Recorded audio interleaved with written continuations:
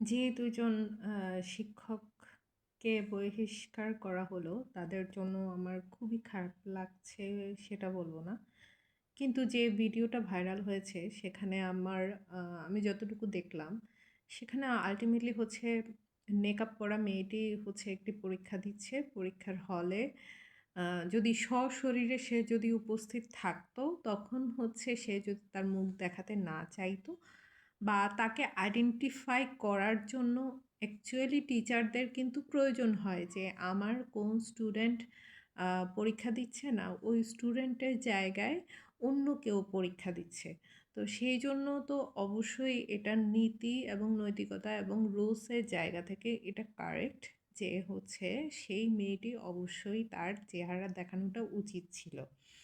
এবং সে তার জায়গায় যদি অন্য কেউ থাকতো বা থেকে থাকে, তাহলে সেক্ষেত্রে নিশ্চয়তা কি যে সেই পরীক্ষা দিচ্ছে নাকি অন্য কেউ পরীক্ষা দিচ্ছে।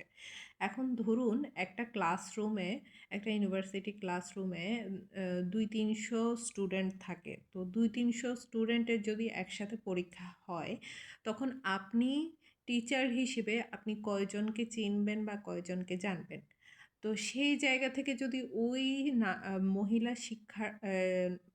টিচার যদি তাকে দেখতে চায়, সেটা কতটুকু অপরাধ বা কতটুকু অপরাধের পর্যায়ে পড়ে আমি জানি না। তবে হ্যাঁ, আপনি যদি মনে করেন একটা ফেয়ার এক্সাম হওয়া উচিত, তাহলে এক্ষেত্রে আমরা মনে করি আম মানে চেহারা দেখানোটা তার উচিত ছিল।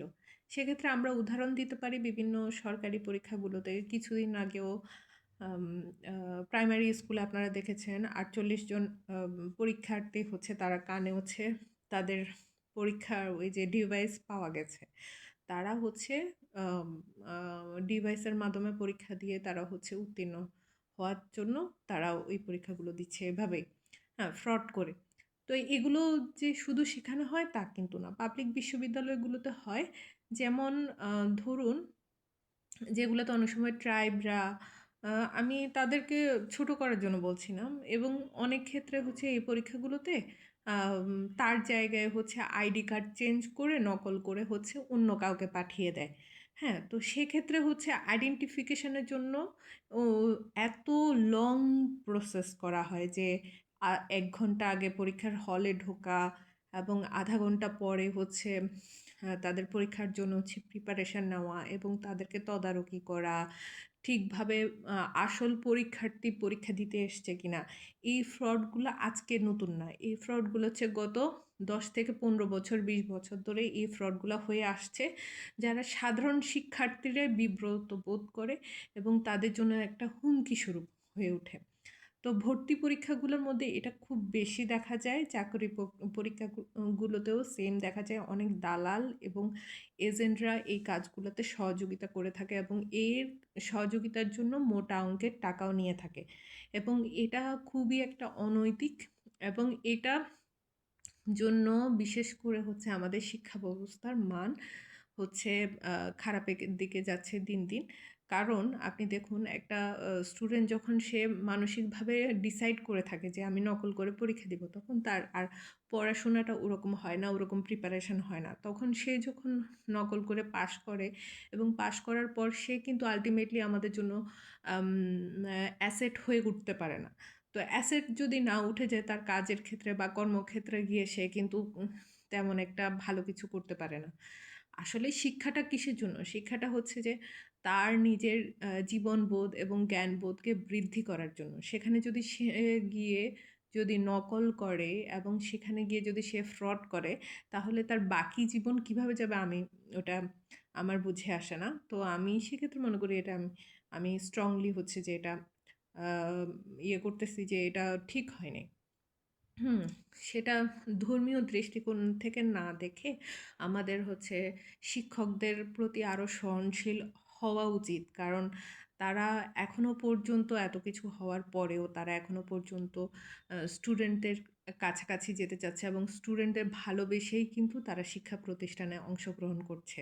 তো সেখানে যদি আমরা ধর্মের ট্যাগ লাগিয়ে যদি তাদেরকে যদি আবার তাদেরকে এগুলো করে থাকি, তাহলে এক্ষেত্রে হচ্ছে যে আমাদের শিক্ষা ব্যবস্থা তো এমনিতেই খারাপ অবস্থা, এবং তার উপরে হচ্ছে তারা কখনোই আম আমার মনে হয় না কোনো শিক্ষক আর কখনো হচ্ছে আপনাদেরকে শিক্ষা দিবে। এখন শিক্ষা, আপনি হয়তো ভাবছেন যে আমাদের দেশের আ ধর্মীয় ব্যবস্থার জন্যই হচ্ছে এমন পরিস্থিতি হচ্ছে বা কটাক্ষ করছে। কিন্তু আপনি দেখুন, যেই শিক্ষার্থী ধরেন উচ্চশিক্ষা গ্রহণ করে দেশের বাহিরে বা অন্য কোনো দেশে প্রতিনিধিত্ব করতে যায়, সেখানে যখন আপনি আপনার এই ধর্মীয় বিষয়গুলো প্রকাশ করতে যাবেন, তখন কিন্তু আপনি আর সেটা বজায় রাখতে পারবেন না। তো আপনাকে শুধু যে দেশীয় শিক্ষা প্রতিষ্ঠানে কম্পিটিশন করতে হবে ব্যাপারটা এমন না। আপনাকে বাইরের এবং বাইরের কান্ট্রিগুলোর সাথে আপনি যদি নিজের সত্তা, নিজের দেশীয় সত্তা যদি টিকিয়ে রাখতে চান, তাহলে বাইরের কান্ট্রিগুলোর সাথে আপনাকে কম্পিটিশন করতে হবে। এখন আপনি যদি, না আমি হচ্ছে পড়াশোনা শুধু হচ্ছে বিয়ের জন্য করছি এবং আমি পড়াশোনা করে কোনো রকমে আমি বাচ্চা লালন পালন করব, সেটা হচ্ছে এক জিনিস। কিন্তু আপনি যখন কাজের ক্ষেত্রে যাবেন, সেটা যেই ধর্মেরই হোক না, যেই জায়গা থেকে হন না কেন, আপনি যদি কাজের ক্ষেত্রে নিজেকে সর্বোচ্চটুকু, আপনি যদি দেশের জন্য, নিজের জন্য এবং জাতির জন্য আপনি যদি নিজেকে করতে চান বা ভালো স্টাবলিশমেন্ট চান, তাহলে আপনি বাইরের মানুষের সাথে কম্পিটিশন করতে হবে। সেটা শিক্ষার ক্ষেত্রেও হোক, কাজের ক্ষেত্রে হোক, যে কোনো জায়গায় আপনাকে সেখানে কম্পিটিশন করতে হবে। আর সেই জায়গাটা যদি আপনি যেতে না পারেন, তাহলে হচ্ছে যে আমার মনে হয় না আপনার শিক্ষার কোনো দরকার আছে বা আপনার শিক্ষায় কোনো কেউ উপকৃত হবে। হ্যাঁ, শিক্ষাটা শুধু যে নিজের জন্য তা না। শিক্ষাটা হচ্ছে সবার জন্য, সবাইকে বিলিয়ে দেওয়ার জন্য। আপনি একটা জিনিস জানেন, সেটা জেনে হচ্ছে অন্যকে জানানোর জন্য। হ্যাঁ? সেই জিনিসটা যদি না করেন, তাহলেও আপনার শিক্ষার কোনো দরকার নেই। সেই জায়গাটা থেকে নিজেই আসলে বিবেচনা করার বিষয় যে আপনি কি করতে চান।